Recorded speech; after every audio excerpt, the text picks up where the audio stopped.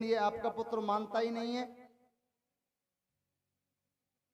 क्योंकि प्रहलाद जी ने कहा नाम धन के खजाने को बढ़ाओ और दान से कृष्ण मिलेंगे, आवश्यक नहीं है हजारों वर्ष भी तपस्या में बीत जाए, कौन जाने यज्ञ करने से भगवान मिल जाए, कितना समय लगेगा कैसे जाने।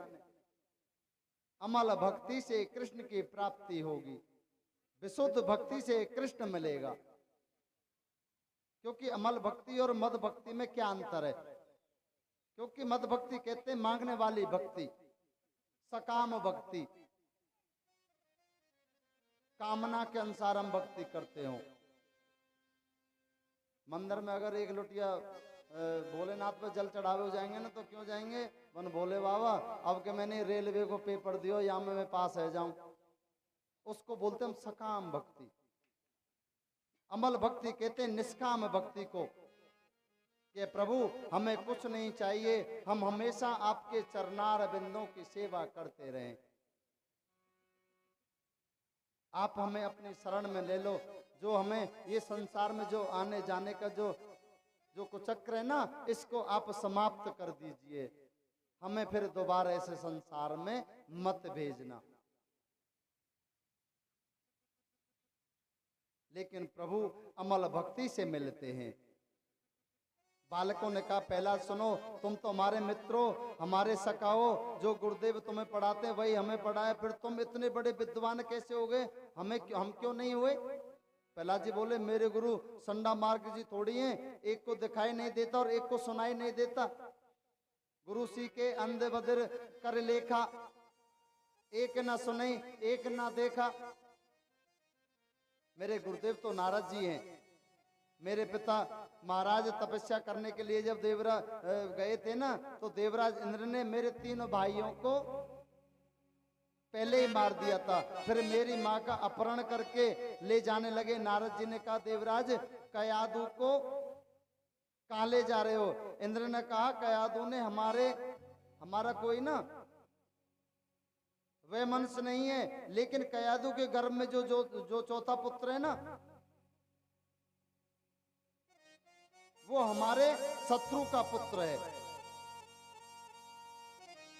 लेकिन नारद जी ने कहा कि आप इसको नहीं मार सकते, क्योंकि ये नारायण का सबसे बड़ा भक्त है। देवराज कयादू को तुम नहीं ले जा सकते, इसके गर्भ में जो बालक है ना, नारायण का बहुत बड़ा भक्त है। संत नारद ने मेरी माँ को अपने आश्रम में आश्रय दे दिया और मेरी माँ से कहा बेटी जब तक तुम्हारे पति तपस्या करके यहाँ नहीं लौट आए, चाहे 100 वर्ष क्यों ना हो, तुम जब तक गर्भ धारण कर सकती हो, ये मेरा तुम्हें आशीर्वाद है। और मेरी माँ बन गई श्रोता और नारद जी बन गए वक्ता, और भागवत धर्म का दिव्य उपदेश नारद जी ने मेरी माँ को दिया। जब माँ को इतना सुंदर उपदेश दिया ना, तो मैं 7 महीने का गर्भ में था। और ये सत्य समझे, अगर बच्चा 7 महीने का गर्भ में है ना,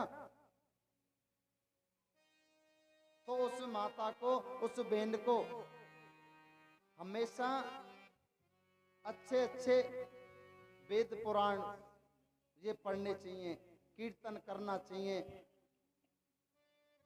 भजन करना चाहिए।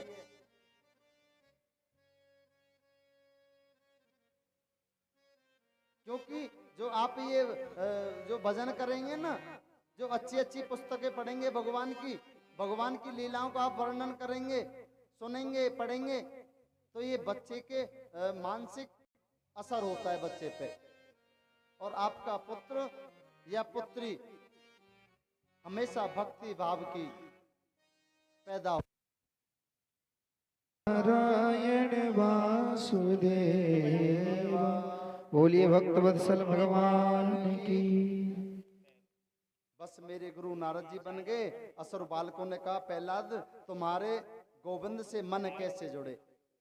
और प्रहलाद जी बोले मन की डोर एक बार अगर गोविंद के चरणों से जुड़ जाए ना, उनके चरणों में लग जाती है, तो सब व्यथा मिट जाती है, और बीच में कितने भी व्यवधान क्यों ना आए सब मिट जाते हैं।